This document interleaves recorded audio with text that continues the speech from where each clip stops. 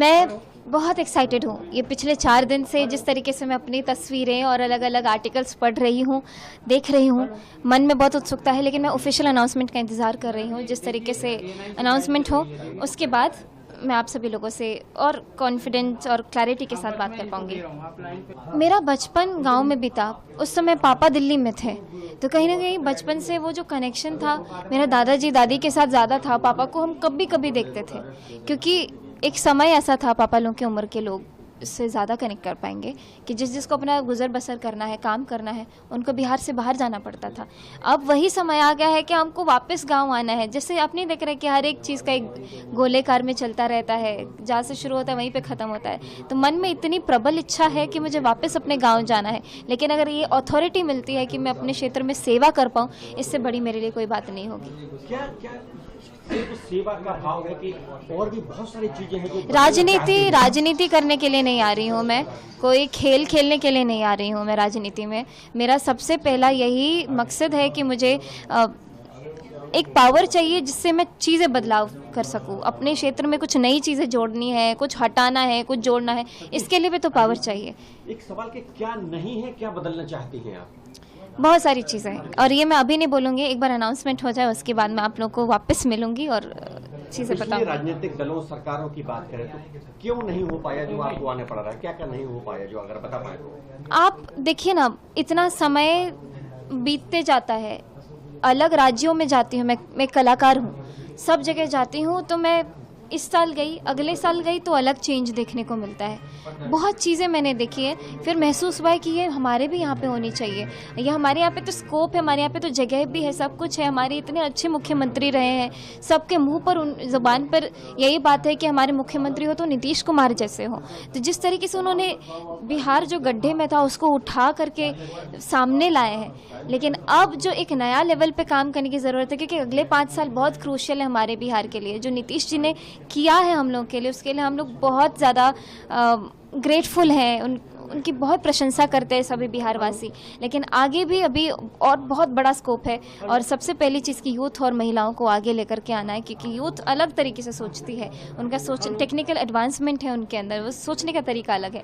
तो क्या उनकी सोच से कैसे चीज़ें बदलाव आएंगी, तो ये देखना है। दक्षिण भारत में जो बिहार के लोग गए हैं उनको तरह तरह से क्रिटिसाइज किया जाता है। आप दक्षिण भारत की बात कर रहे हैं, मैं दिल्ली की बात कर रही हूँ। मैं अपने स्कूल लाइफ की बात कर रही हूँ, जब मुझे ये सुनने को मिलता था कि कहाँ की है बिहारी, अरे स्टूपिड बिहारी, ऐसे बोल करके। और मैं रोज़ रोते रोते घर जाती थी, तो ऐसा महसूस होता था कि मैं दूसरे जगह पे हूँ। आप कहाँ महाराष्ट्र और आप दक्षिण की बात। मैं खुद अपना बचपन मेरा ऐसे बीता है, पूरा स्कूल लाइफ मेरा इतना खराब बीता है, आपने मेरे पुराने इंटरव्यूज में सुना होगा। तो कहीं ना कहीं मन में होता है ना कि आप अपने घर में नहीं हो। तो कितना दुख होता है जब पूरे देश में बिहारियों को एक प्रकार से। वही तो ठीक करना है कि पूरे देश में क्यों है अपने बिहारी। वापस ऐसा सिस्टम बिहार में बनाया जाए। सिस्टम का अर्थ यह है कि वो पूरी व्यवस्था ऐसी बनाई जाए ताकि वापस वो लोग आए तो काम कर पाए, उनका काम न रुके। जनता से मैं बस चाहूँगी कि मुझे आप लोगों का सपोर्ट चाहिए, आशीर्वाद चाहिए।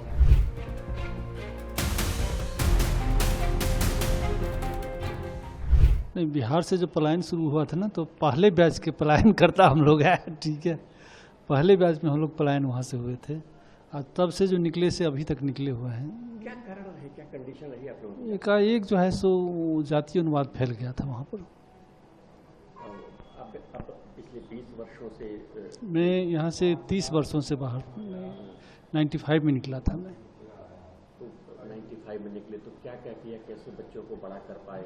डर के साए में रहे नहीं? हाँ, यहाँ आकर के फिर वही मैं म्यूज़िक हमको आता था, तो वही गाना बजाना शुरू किया और सिखाना लोगों को शुरू कर दिया।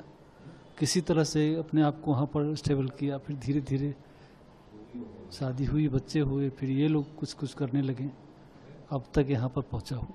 उस समय की राजनीति में, बिहार की और आज की राजनीति में, सरकारों में क्या अंतर पा रहे हैं आप? वो पहले तो सब ठीक था ना, एकाएक जो है ना सो जो लालू यादव के आने से बहुत ज़्यादा गड़बड़ हो गया था।